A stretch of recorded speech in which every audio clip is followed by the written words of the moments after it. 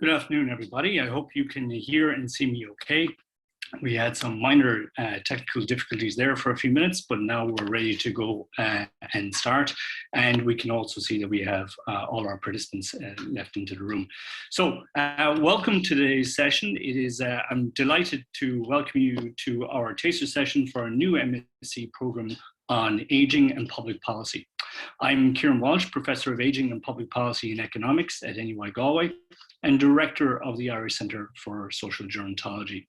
We're delighted that you can join us today, and we really hope just to give you in this short session just a flavour of the programme itself and why it's an important programme for circumstances of ageing societies and their future well-being, and indeed issues of sustainability and equity as well. I'm also delighted to be joined today by three of the lecturers from our programme, all of whom are experts in their own right within this field. So first we have Eamon O'Shea, who is Professor of Economics and Director of the Centre for Economic and Social Research in Dementia. Next we have Áine Lema, who is Senior Research Fellow and Associate Director of the Irish Centre for Social Gerontology. And finally, we have Patricia Conboy, who is a consultant and adjunct lecturer with the ICSG and former head of global advocacy and campaigns for Help Age International. But before we outline today's session, I wanted to remind you very briefly about some of the key elements of our programme and why it's important at this time. So, driven by a commitment to research-led interdisciplinary education, the programme aims to critically examine demographic ageing from a public policy perspective, and in doing so, it assesses existing approaches and future directions to secure effective and fair ageing societies. It's a really important time for ageing and policy, and there are three critical reasons as to why this programme is necessary and is really necessary now. So first, and in almost all regions of the world, populations are aging, with a number of people aged 65 years and over projected to double by 2050. And this creates sustainability challenges for our systems and institutions, and equity challenges for our societies in every major policy domain. Second, a range of international, European and national policy agendas testify not just to the urgency of these challenges, but really importantly to the political commitment to finding innovative means to adapting demographic change. Third, and perhaps more critically, and most critically for you as potential students on this programme, there is a marked gap in labour force capacity and skills to help public agencies, civil society organisations and private companies to really address these challenges, but to capitalise on the opportunities within ageing societies. And that is a key factor, because as a result of this gap, our efforts are often uncoordinated. They're also sometimes ad hoc, and sometimes our policies aren't as effective as they could be. The COVID-19 pandemic has only further really exposed the weaknesses of aging-related policy in this form, and I suppose in that way also exposed our neglect of the needs and preferences of heterogeneous older populations. So this is why we want to design an interdisciplinary innovative programme that provides topic-specific and transferable skill sets through a combination of taught modules, an applied research project, and a placement. And that's in order to deliver skill sets in around in-depth knowledge of age-related policy, capacity for critical thinking and theorizing, and the ability to assess and evaluate public policies as well. So these are all key skill sets that are very much needed within the ageing policy sector. If you enroll in this course, then we would also suggest that you would benefit from three distinctive features. And this is really around the fact that this is the first programme of its kind in Ireland, and one of the first that is available internationally. It's hosted at an internationally recognised research centre. So you benefit from state-of-the-art research knowledge being contributing and being fed into key module development. And finally, it's delivered, and very importantly, in collaboration with international policy experts and stakeholders.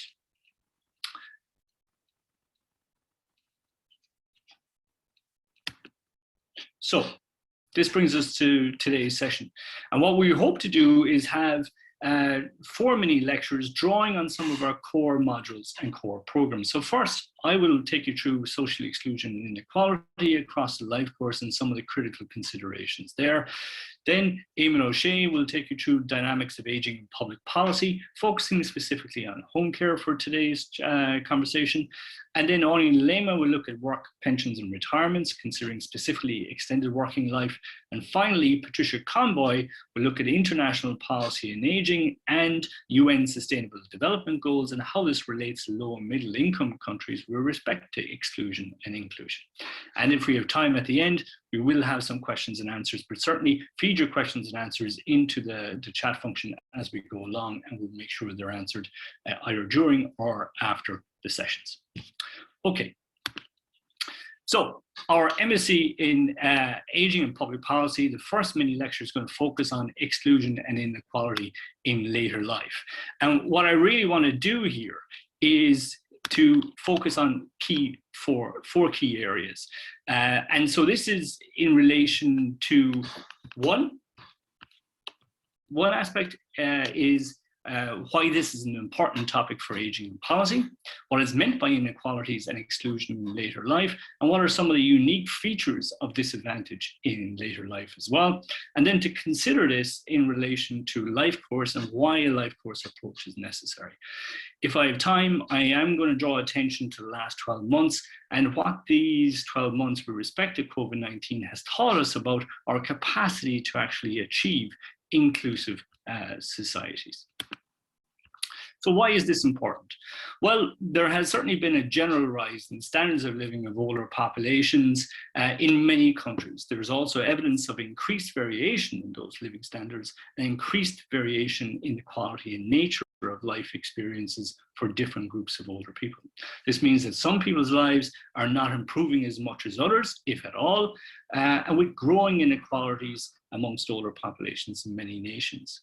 And this also has occurred amidst not just advanced demographic aging patterns, but also the changing relationships between societies and individuals, where provisions, supports, and even employment is less certain and precarious for certain groups and certain cohorts. So therefore, unequal aging has not only impacted on some of the current generation of older people, it is expected to impact on future generations to a greater degree.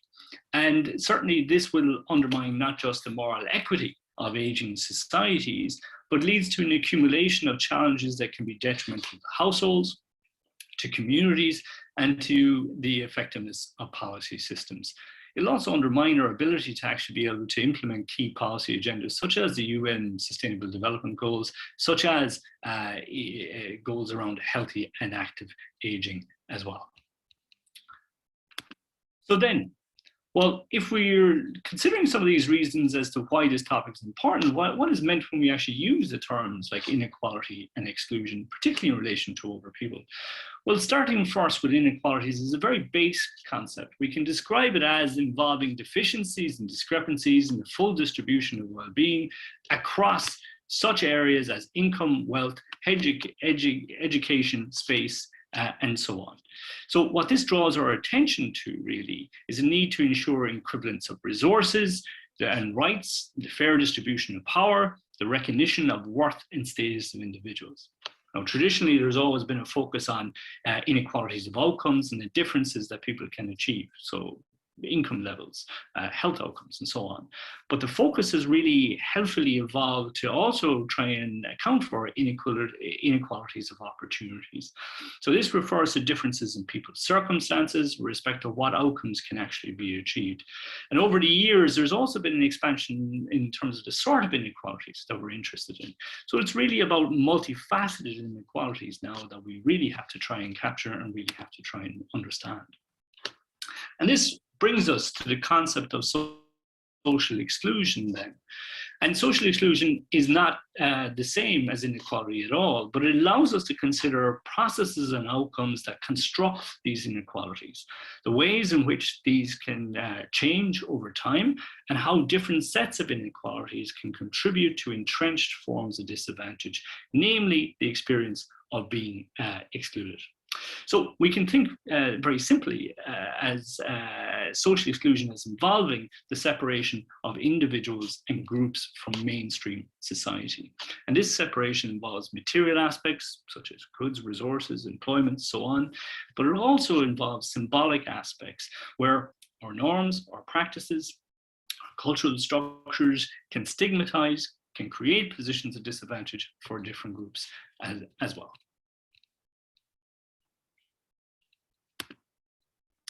Okay, so then this brings us to older people and exclusion. And there is a growing evidence that shows that older people can experience exclusion in relation to choice and control, rights and resources, power and rights across a number of key interconnected areas. So this is in terms of economic elements, it's in terms of social elements, it's in terms of services elements, it's in terms of civic participation, neighborhood and community, and socio-cultural aspects as well. So this really illustrates why a policy approach has to be comprehensive and multifaceted in understanding older people's participation in society and how to support that, that participation in society as well. As a research concept and as a policy concept, which can be used to develop and underpin policy, certainly social exclusion offers a number of key attributes that are important here. The first is that it relates to how exclusion can be multidimensional, and that's what we can see from this diagram here, is that it's incorporated in different areas of life. The second is that it's dynamic and not static, so it's about the trajectory of individuals and the diversity of individuals across people's lives, but it's also relative. It's relative to where people lived, but it's also very much not just about levels of participation, but it's why those levels exist. So it's about the act of exclusion. What is actually creating the need? What is creating perhaps the issues around discrimination, violation of rights, and so on and so forth. So then we can go a little bit further here, though, and we can think about, well, if we've seen why this is important, if we've seen what exclusion in later life entails, what is potentially unique about exclusion and inequalities in later life? Well, first, these exclusions and inequalities can be accumulated over the course of people's individuals' lives. So this effectively contributes to an increased prevalence of exclusion in older age. Second, as there can be fewer ways for older people to lift themselves out of disadvantage, exclusion can serve as tipping points, knocking people into precarious conditions in terms of their older age experiences. And this is really because a lot of societies just rely on labor participation to lift people out of exclusion, which creates a problematic dilemma for older populations straight away.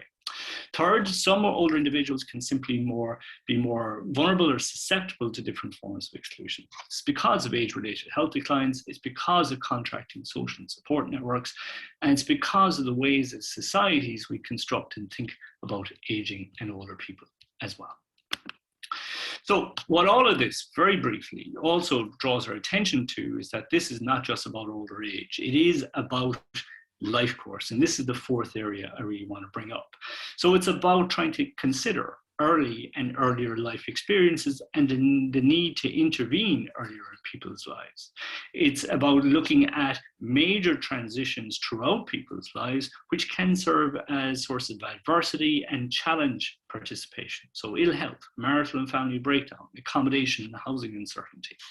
But it's also about combating entrenched inequalities for older populations today. So these are marginalized groups. These are people who essentially need good quality health services, adequate pensions, inclusive neighborhoods, environments, and strong platforms for voice that enable people to express their own needs and their own agency as well.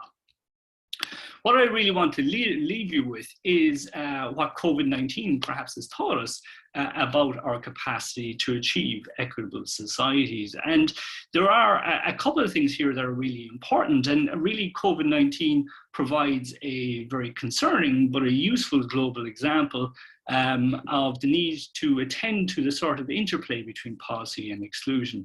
So really it has helped illuminate some of these long-standing truths that we see within our society. And I'm going to only really briefly kind of run through these. So the first is our conception of aging is still locked within health framing, and this is despite the significant shift to biopsychosocial models of aging. And this means that it's a little bit harder to implement holistic, comprehensive policy agendas for older people and to develop inclusive and social equality goals for older people as well. Second, there is still a systemic view of older people as tied to vulnerability, sameness, and low expectations for older adult lives, and we've seen that right across the pandemic, where our default setting seems to be paternalism, and sometimes is even a little bit discriminatory in terms of how we set up our language and our attitudes. Third, substantial inequality still persists. So social connectivity, digital exclusion, civic participation, all of these issues are still there and perhaps more ingrained now over the last few months. Fourth, we still overlook the perspectives of the most marginalized and diverse groups of older adults. And this is really a key issue and an issue around intersectionality that we have to try and embrace. Fifth, we continue to lack policy frameworks that really integrate voice and ensure fair and effective resource allocation. So all of these aspects really are elements that we're going to be picking up within this module. It is going to be about trying to understand the construction implications of exclusion. It is going to be about trying to understand the role of policy, and it is going to be about trying to understand the measurement approaches that are best to underpin that policy as well. Okay, so with that, I'm going to stop my share and I'm going to ask our second speaker, Eamon O'Shea, to come on and share his screen and to begin the second mini lecture, which will focus on dynamics of aging in public policy and particularly around new directions in home care.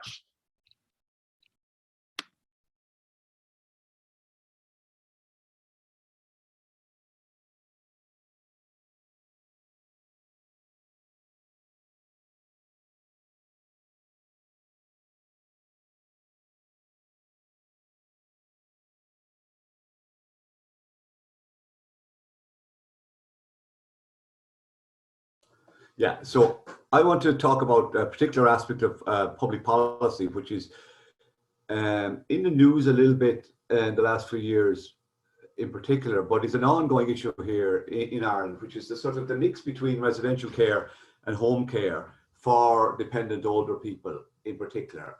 It's a policy, an enduring policy that goes back in policy terms to 1966.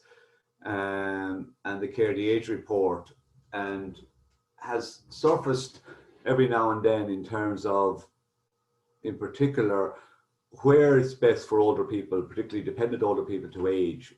And some of the issues have to do with costs, and sometimes the debate is framed in costs in terms of the resource allocation costs of nursing homes versus home-based care.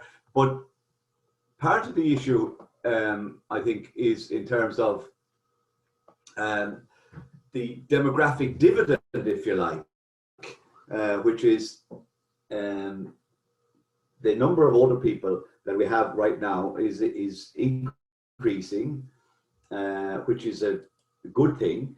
And I think if you look in particular, whether you focus on specific aspects of dementia, for example, the number of older people are increasing, particularly if you look at the figure, the number of older people who are 65 and 65 plus, you'll find that from 1990, males and females, the number of years, this is on average, was 13 years for males and 17 years for females.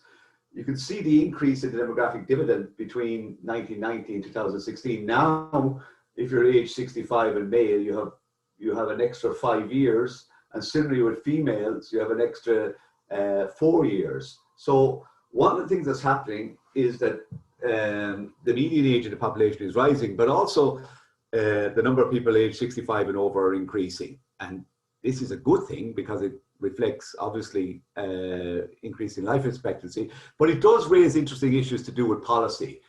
And some of the issues, unfortunately, will mean that as we have increased the number of people over 65, the number of dependent older people will also increase. And that has implications for resource needs. And You see in this slide right now that this is taken from the Department of Health Capacity Report from a couple of years back. By 2031, the over 65 will generate half of all healthcare activity. And you'll see over the next 10 years, you see the resource implications there. It's 46% increase in demand for primary care, 39% increase in residential care beds, and a 70% increase in demand for home care.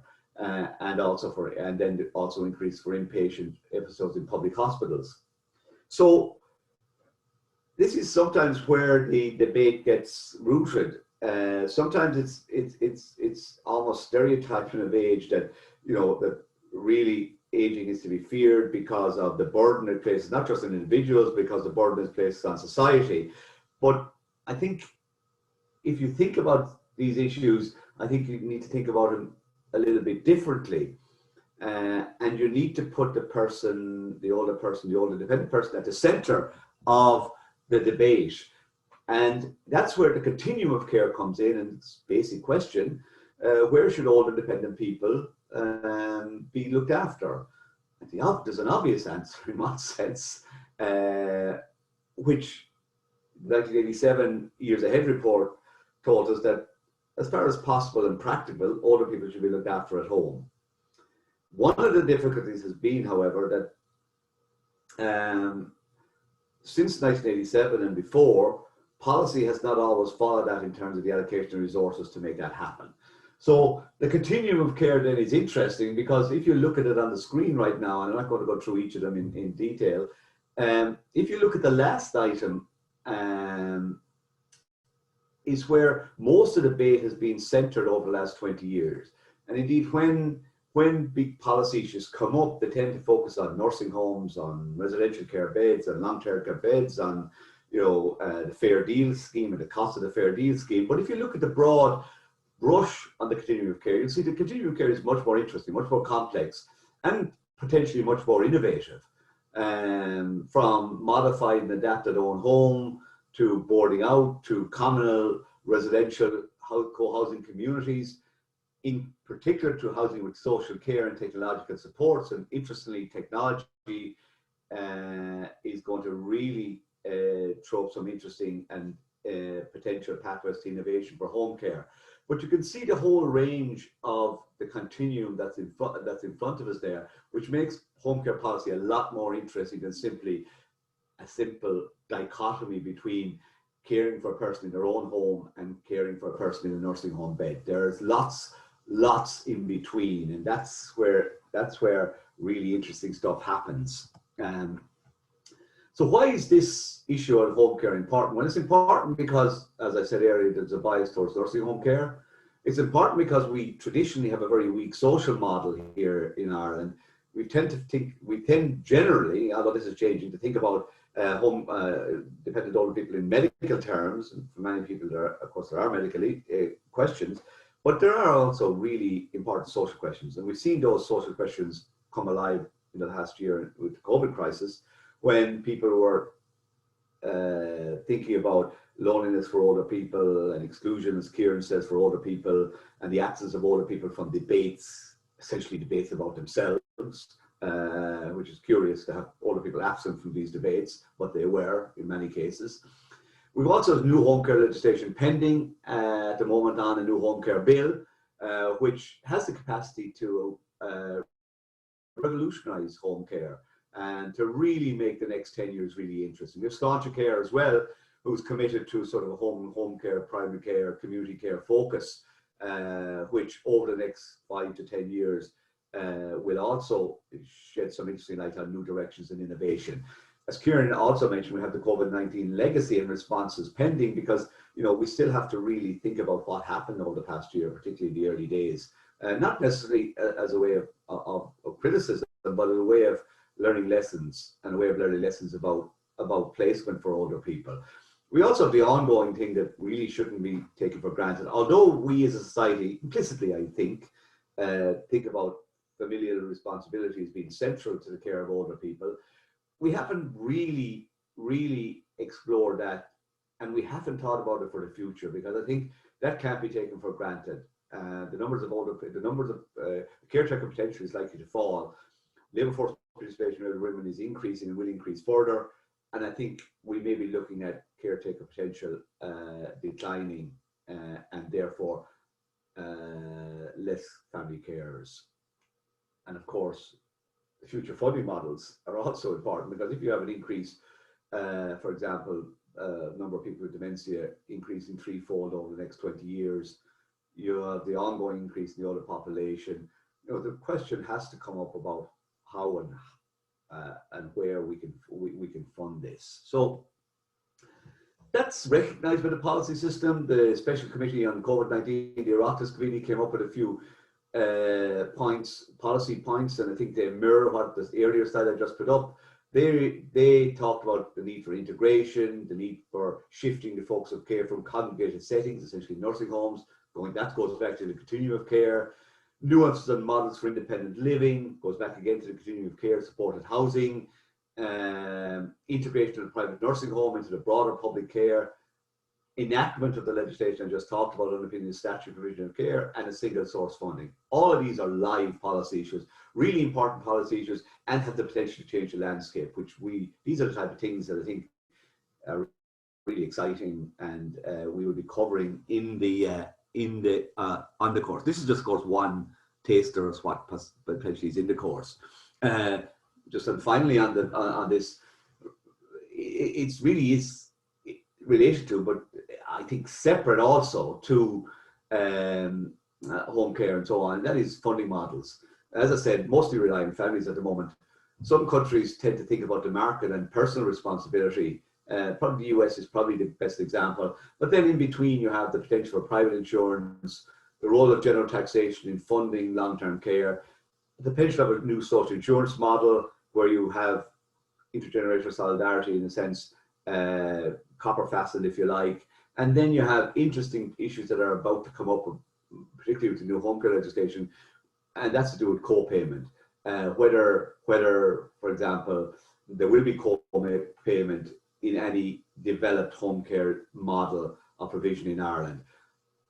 We're doing research on all of these things here in NUI Galway, which is why I think this course is interesting generally, because much of the topics we're covering will be research based, our own research, but also, as Kieran says previously, drawing in international literature as well. But this is a research focused centres here in NUI Galway, and I think that's why if you're thinking of coming here, you will be right at the core of of contemporary research and innovative research in regards to older people, including people with dementia.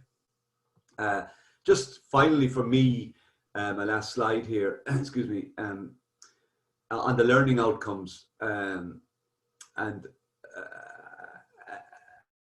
I think demography has to be central to policy, and both nationally, internationally. Economics is central, the second one, and longitudinal, the aspects. Of course, we have Tilda now, which a lot of information is coming out. We have share data, we have comparative data. So we're well able to think about the economic aspects of aging and the role of older people and the purchasing power of older people. Understanding the policy levers of government, what governments do, how they make policy, and the role of PPI, for example, public patient involvement in policy, which is really a hot topic in terms of future policy making. And as I said there, including pensions, labour market. I think Anya is going to talk in a while about some of those issues. Because I'm an economist, is going to be thinking about resource allocation for decision making and funding models that as I just talked about. And then because I'm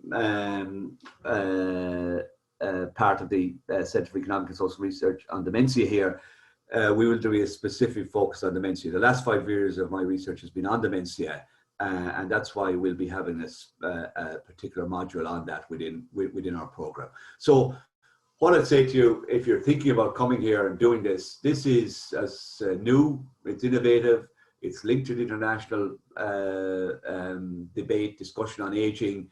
Aging is going to be the most interesting topic in Ireland, in the world, in Europe over the next 20 years. So really a course like this is at the cutting edge. So I'll stop now and hand you back to Kieran. That's great, Eamon. Thank you very much. And I will ask Anya maybe then to share her screen and to begin her mini lecture. I should say as well that we will take an extra few minutes at the end just to make up for that technical glitch at the start. But again, if anybody has to leave, we will answer any questions that you put into the chat bar as we go along. So please, Anya, whenever you're ready. Hello, everybody, and welcome to the Taster's lecture for the module on work, pensions and retirement. My name is Anya Nilema, and I'm based at the Irish Centre for Social Gerontology. I'm the module leader for this, and my colleague Maureen Maloney from the Discipline of Management will co-teach on it. So in today's Taster session, sorry, I'm just trying to there we go. First, I'm going to give a broad outline of the topics covered in work, pensions and retirement. And these include pension sustainability, pension adequacy, auto-enrollment, work patterns and issues for older workers, and various reforms to pensions and work policy. So I'll discuss why are these important for policy. And in the module, then we highlight the importance of adopting a critical perspective on policy and analysing inequalities across different groups of workers and over the life course.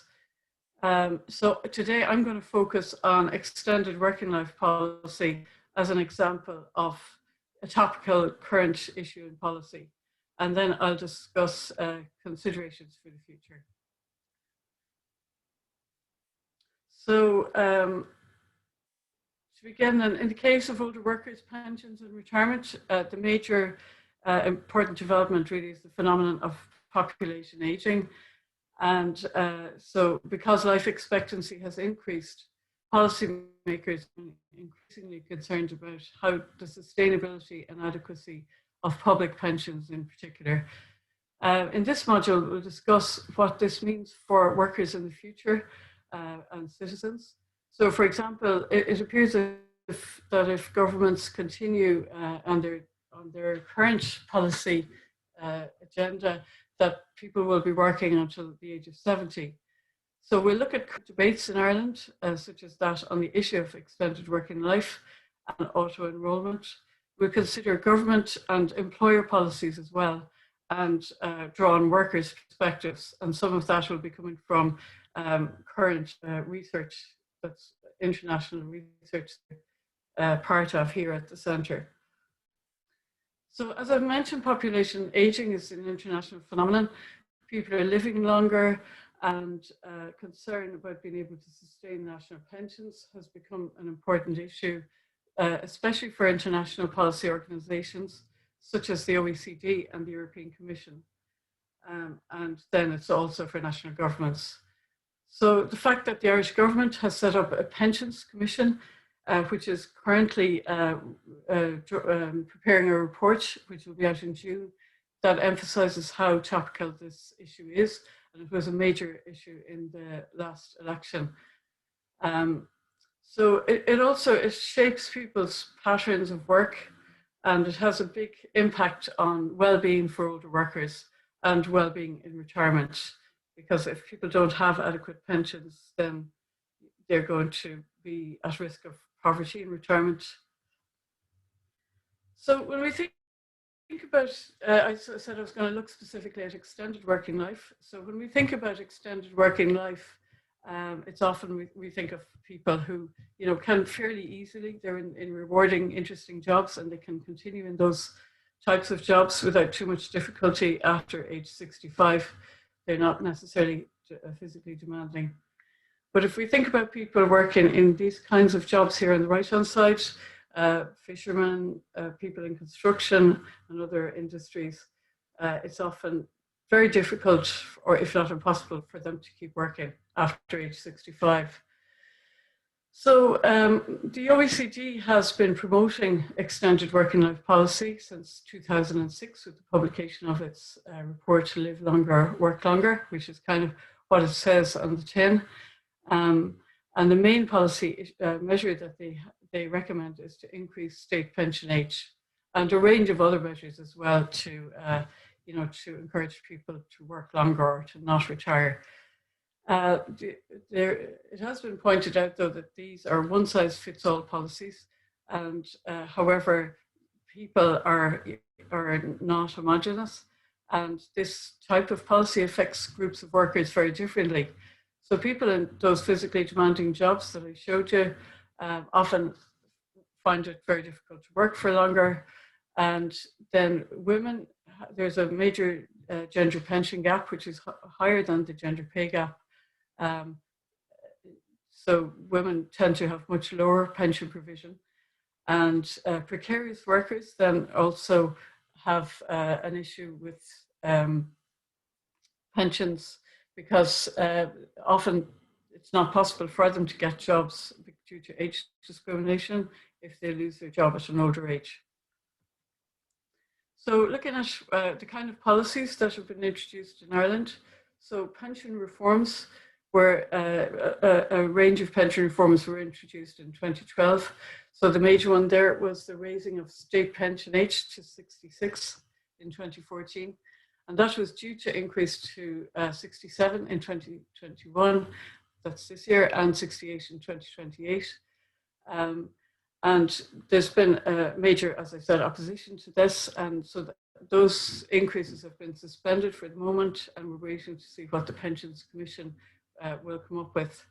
Other relevant legislation then is anti-age discrimination, but that is very notoriously difficult type of discrimination to prove. And there's a code of practice for employers, which is on how to deal with employees who maybe want to work longer, because one of the issues is that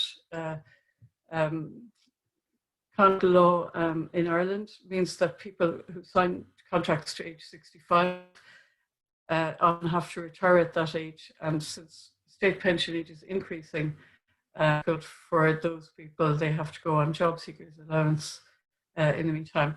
So these are examples of the kind of extended working life policies in Ireland. And so the learning outcomes from this course would be to have an understanding of the main policy issues and debates in relation to pensions and extended working life, to look at the international context and the policy drivers, and to develop the ability to critically analyse policies using critical theories of ageing, such as a gendered political economy of ageing and a life course approach, which looks at kind of cumulative disadvantage over the life course, which Kieran already mentioned, and engaging with both quantitative and qualitative evidence from some of the research, the international research projects that we're involved in here at the Centre, and looking at both employers, workers, and national policy. So it's getting a really good overview of what's happening. And looking also at being able to analyse prospects for the future. So for example, seeing whether maybe an integrated approach to policy will be useful, and looking at examining good practices internationally. Okay, so thanks very much. And if you have any questions, I'll be happy to answer them later on.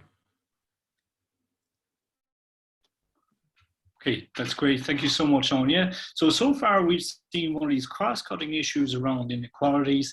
We've seen a focus specifically on one of the main policy domains around care. And we've seen a main area, again, with respect to employment and work, all kind of key elements of participation and engagement.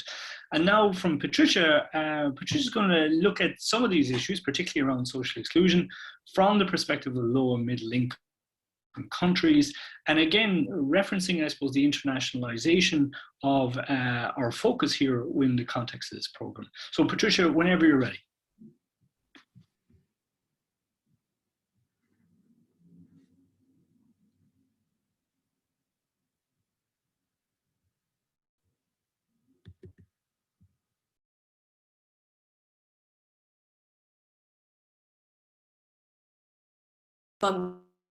Okay, I'm going to start again. Good afternoon, everyone, and delighted to be here and to share a flavour with you of what I will be covering when I contribute to the module on international policy and ageing. I'm focusing today on the 2030 Agenda for Sustainable Development. As Kieran mentioned in the introduction, until very recently, I was working as Global Head of Ageing and Advocacy with HelpAge International, and therefore I bring that perspective in terms of experience of ageing, older people, and policy in low and middle income countries to the module and to the work that I hope we will be doing together. So in terms of the outline for the session today, broadly it's under two headings, looking at the background in terms of what the 2030 Agenda for Sustainable Development is, why it's important, etc. And then some of the policy considerations before COVID, during COVID, and now looking to the future as we emerge, hopefully, from the COVID pandemic. Agenda 2030 is the world's plan to end poverty, agreed by the United Nations in 2015. It is global, applicable in all countries, high, middle, and low income countries. It's inclusive of all ages, and it's founded on a central pledge to leave no one behind. What's critical is that there is space in this global framework for joint work on ageing and a life course approach. The United Nations is now shifting positively in terms of recognition of ageing, but it's fair to say that traditionally it has not been strong on ageing policy and programming. So this is a welcome move.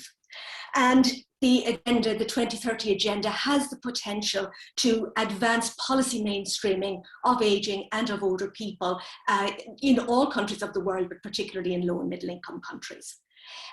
For background, it's a global framework, it's implemented nationally, and then with voluntary review and reporting by all governments. In terms of older age exclusion in low and middle income countries, globally, we are, as other speakers have said to you, seeing major transitions. So for example, the large share of older people, 37%, now live in Eastern and Southeastern Asia. And this is the part of the world where the speed of population aging is the fastest. So these transitions are bringing immense challenges for policymakers, and I'll expand on that point in a moment. Of course, older people in low and middle income countries are not a homogeneous group. There is huge variation in their circumstances across geographies, economies, cultures. So of necessity, and please bear with me today, I'm speaking in shorthand for the purpose of this taster lecture. Nonetheless, there are clear patterns in terms of lack of access to rights, income, health services, etc., across older people's experience in low and middle income countries. For example, worldwide, 68% of people above retirement age have access to an old age pension. In sub-Saharan Africa, that percentage is just under 23%. And of course, we have interaction between demographic aging and a range of global megatrends and issues, such as climate change, such as COVID-19, as we've been speaking about. And these too have an impact now and in the future on older age and people's experience of aging.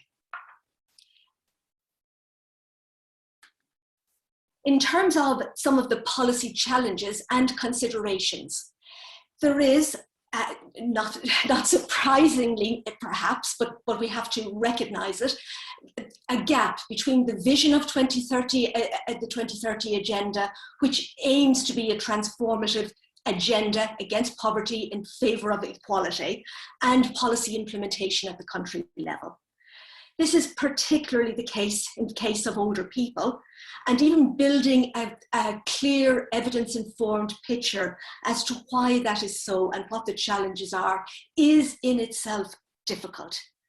There are 17 Sustainable Development Goals with global targets and indicators intended to measure progress at a global level. And frequently, these global review targets do not fully count or recognize older people and their experience within the policy-making process.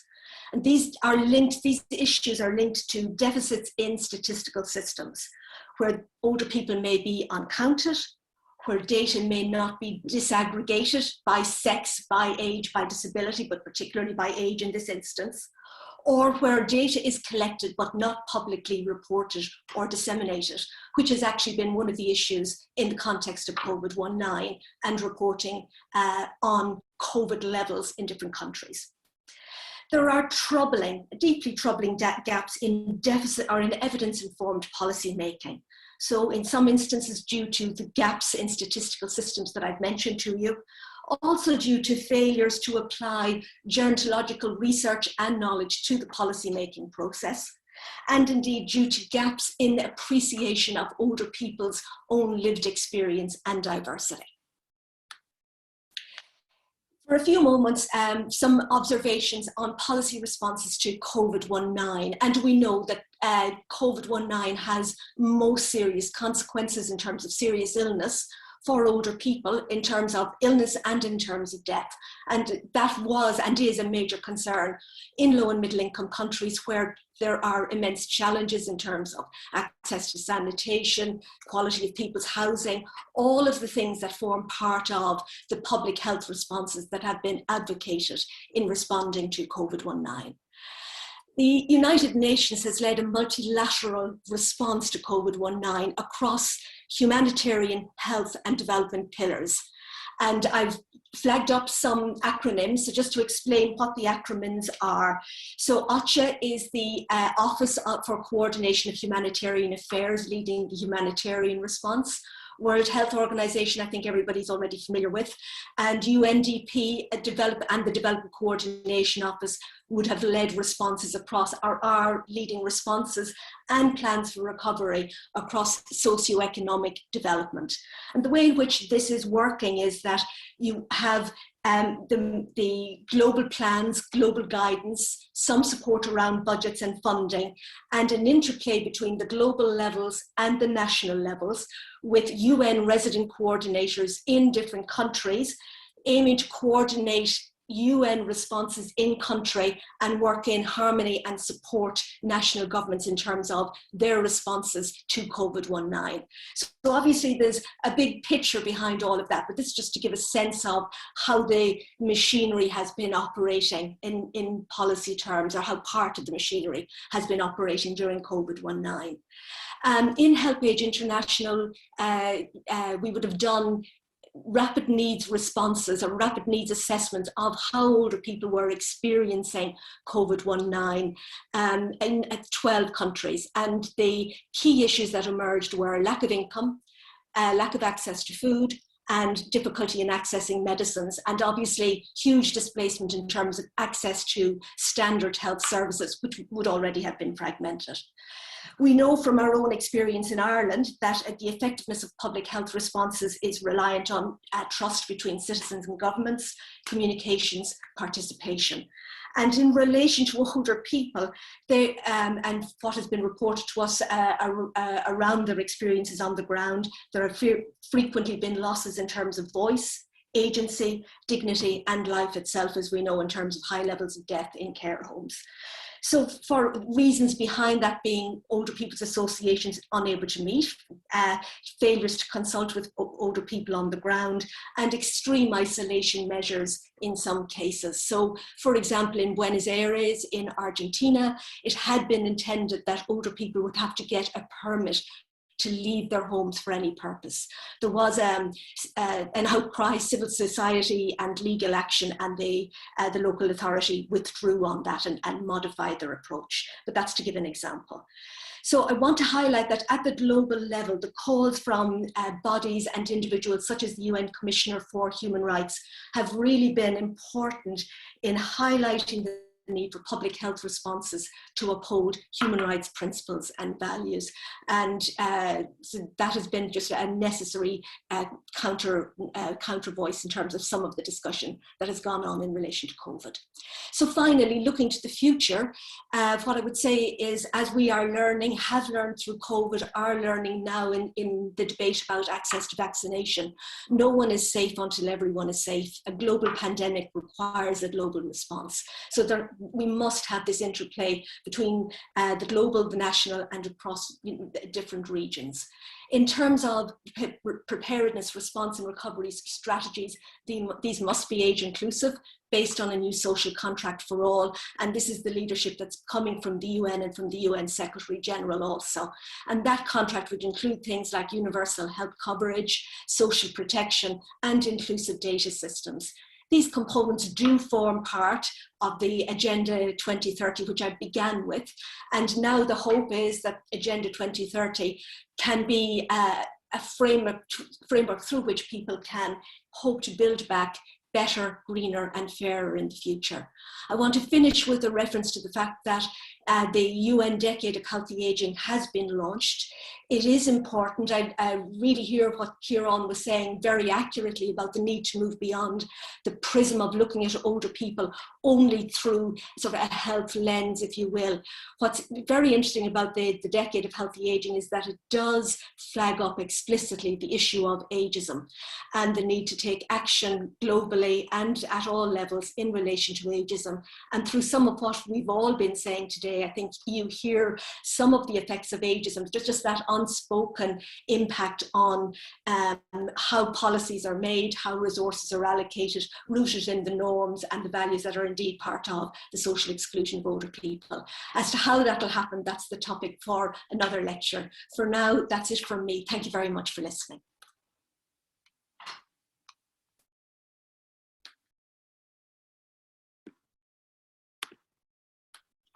That's great. Thank you so much, Patricia. And what I might ask is for everybody to come back online.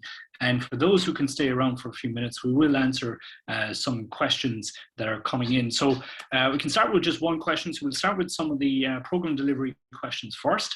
So we have a question here. Will the course be delivered on a part-time basis? So yes, it's available on a full-time and a part-time basis.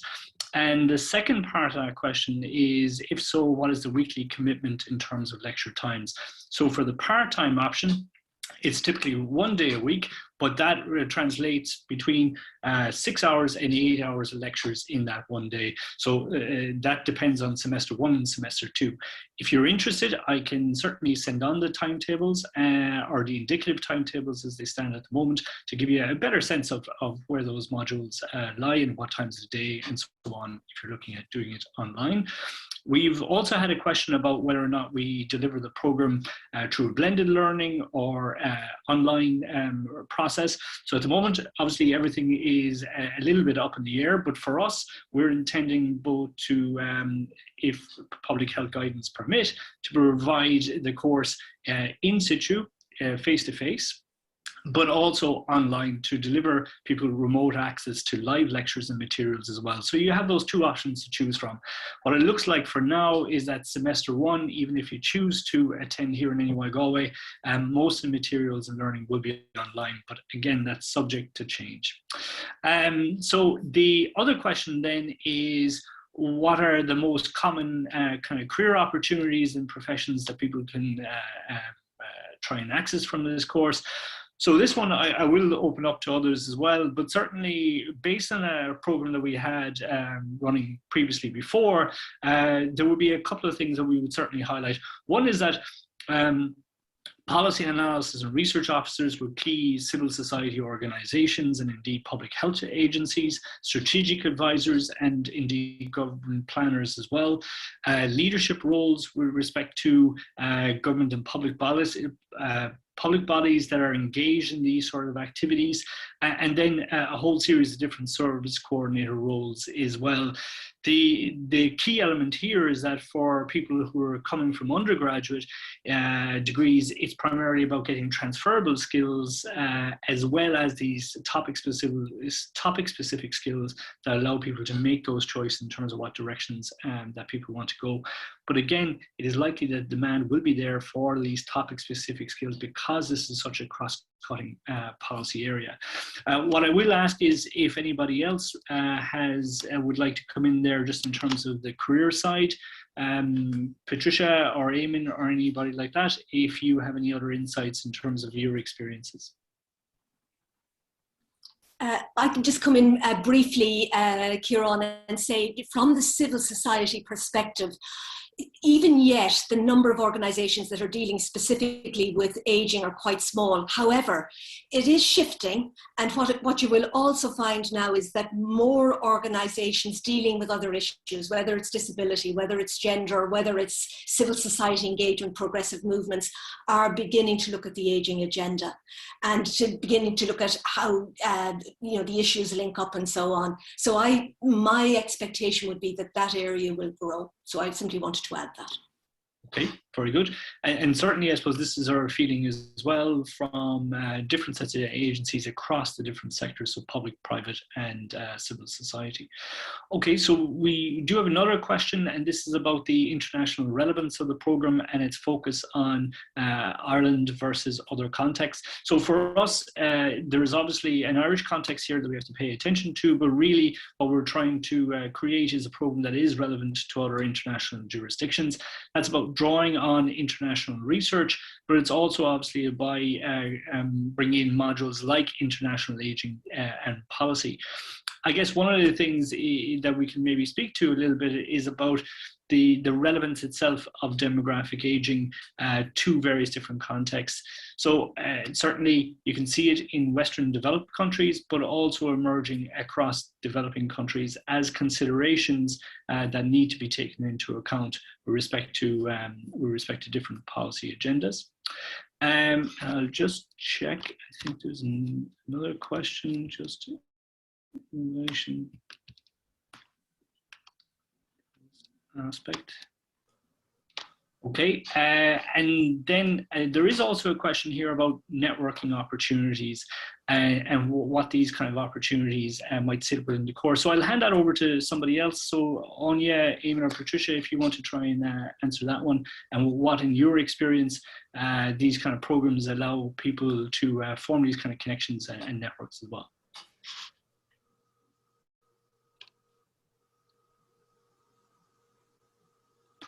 I'm happy to jump in first. Just my own experience of the courses I've been on myself, the groups I've been part of and so on, if you've collaborated with people, whether it's in a course or in a sort of an intervention together around an issue that you care about, so in this instance aging, then you have those links for the rest of your working life.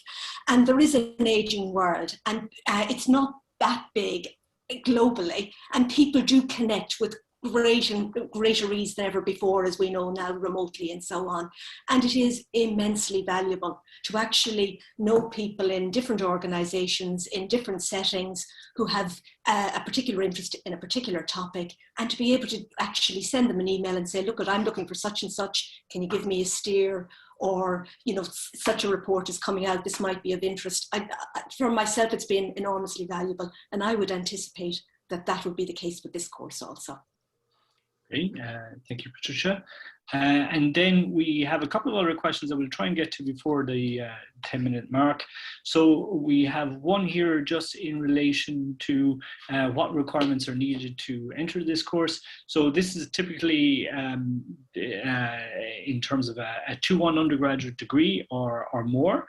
What I would encourage you to think about, though, is that if you have specific experience or specific interests that illustrate your commitment to these kind of areas, I would certainly make contact with us if you don't fulfill that criteria. The undergraduate degree doesn't have to be in a specific discipline, but I would suggest it's an allied discipline. So far, from the people that we've had conversations with, we've had people coming from a health professional background, we've people coming from a technology background, people coming from sociology background and economics as well. So there is a multitude of different backgrounds that are very much relevant to the sort of topics that we will be covering as well. And I think you might have seen that from today. So the final question then that we'll just deal with while we're all online here, and we can answer others if needs be afterwards, is around the placement and what that involves. So essentially we're offering 3 different variations of that placement. The placements are going to be geared at national organizations. So these are organizations that are public agencies, civil society organizations operating at that national level, or private organizations and private associations in the care and in other sectors related to that as well. So number one is paid placements. So these will be allocated on a competitive basis. Excuse me, and they're very much tying somebody to a particular placement organization for up to 12 weeks. That's where you complete your research, applied research project, but you might also engage in other research activity as well. Then we offer a voluntary internship, which might suit people who have other forms of employment that would like the experience of working in other organizations. Again, this would be tied to the applied research project, but it can be certainly fulfilled remotely. And then we do offer people, particularly from, coming in from a part-time situation, who are perhaps working in organizations related and connected to the field, to build their own project in around their own work as well. And certainly that's something that we work with people to try and engage in, trying to still ensure that the same sort of learning outcomes are matched. For the first two placement options, you will also have a supervisor based within those organizations. So it's also about building relationships and connections with people there. So on that basis, I think what we'll do now is we'll draw today's section to a close. Apologies again for the glitch that happened at the beginning of the session, but I hope and I'm glad that everybody could stay with us. If you have any other questions, please do not hesitate to contact us. We will put up a recording of this session on the Master's website. So that's the Master's in Aging and Public Policy at NUI Galway if you want further information. Or please do email me if you need any further details as well, and we'll stick up some holding slides there that will provide you with some of those details. So for now, thank you very much for joining us. Thank you to all our speakers, and I hope you got a good sense of what the program will deliver. Take care, mind yourself.